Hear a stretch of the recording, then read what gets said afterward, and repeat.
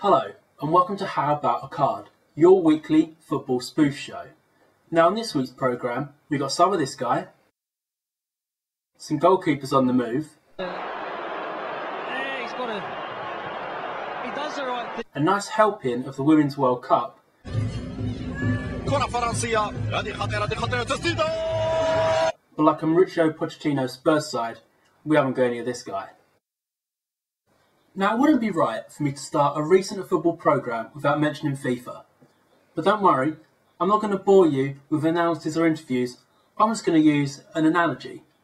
FIFA are basically like your cheating girlfriend. You know she's cheating on you, but you want the benefits.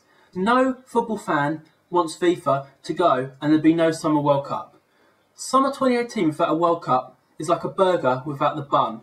It's like Lionel Messi actually paying tax. It just wouldn't happen.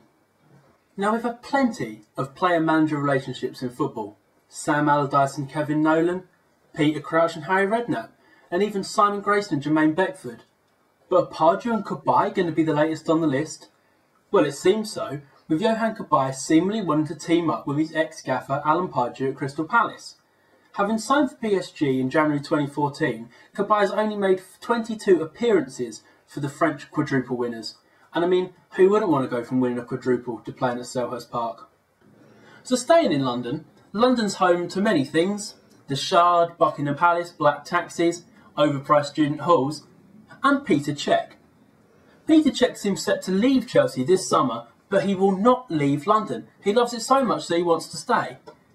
This could mean he's going to Arsenal, as all of a sudden there's a keeper crest on our hands, as despite a good season, David Ospina doing this has suddenly made everyone panic. So who will be United's new keeper, I hear you cry? Well, it could be Hugo Lloris. Hugo wants Champions League football, and that's something that White Hart Lane just can't offer him.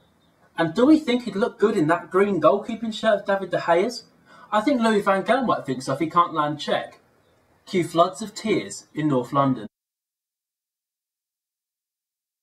The Women's World Cup has been going strong this week, and despite England leaving off where the men's team left off last summer, Germany have been the entertaining team to watch, as they did this to the Ivory Coast. هنا محاولة إذا تأتي هنا عرضية من ساتيتشو رأسية محاولة تأتي والرابع هنا تسديد هذا السادس ولا تسديد السابع هنا محاولة للأمام وتسديد اللعب والهدف. No, you weren't seeing things, they did beat them 10-0. Now, the thing about Germany is they also conceded this goal in their second game to Norway. Take a bow. There's an unbelievable free kick. And we all know who would really love that. Mention also goes to Cameroon, who got 3 penalties against Ecuador. Yes, 3. And they converted all of them. Now England, watch this and take note.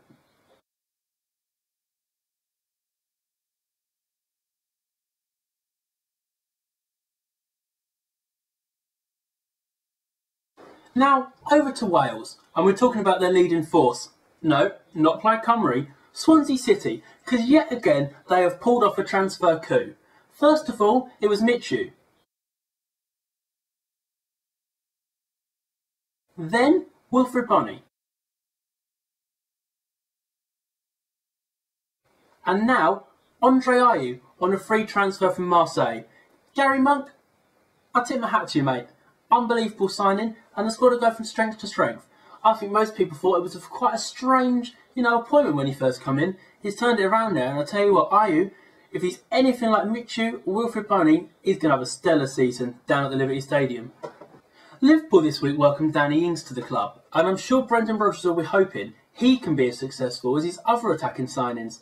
Fabio Borini, Mario Balotelli, Ricky Lambert, and who could forget Divock Origi, who was loaned back to Lille this season and was named in the French Premier League's worst team of the season. Quality signings. It's that time of the season where that player you've barracked all season for being crap might be leaving your club, as a release list is confirmed. And it's bad news for Alex Lewin at Arsenal, as the physio has been made redundant following Abu Diaby leaving the club. I'm only kidding, but I have heard they're renaming the treatment table at the Emirates Diaby's desk, as that's where he spent most time at the club. Watch out, because the midfielder's free to be on a treatment table near you. So finally, the managerial merry-go-round has been flying round this week, but we did lose the league's best coach. John Carver, we salute you. Steve McClaren will now be taking the reins at Newcastle, with Slaven Bilic taking the reins at West Ham. And with Ashley spending big at Newcastle, maybe it will finally be the season that the two win a trophy.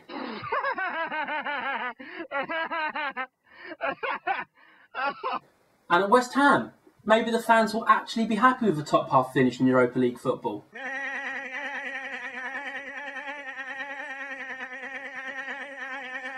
We can dream. I leave you the funniest mix-up of the week, and this has got to go to David Gold. Have a look at this tweet. He makes a total tit of himself by tweeting a welcome message from signing Pedro Obiang with a picture of Juventus player Angelo Ogbonna. He couldn't make it up. Anyway, that's all for now. Oh, sorry, that's my phone. Hello, I've got a call from John Carver. Oh, all right, John. No, I'm not with Jonas.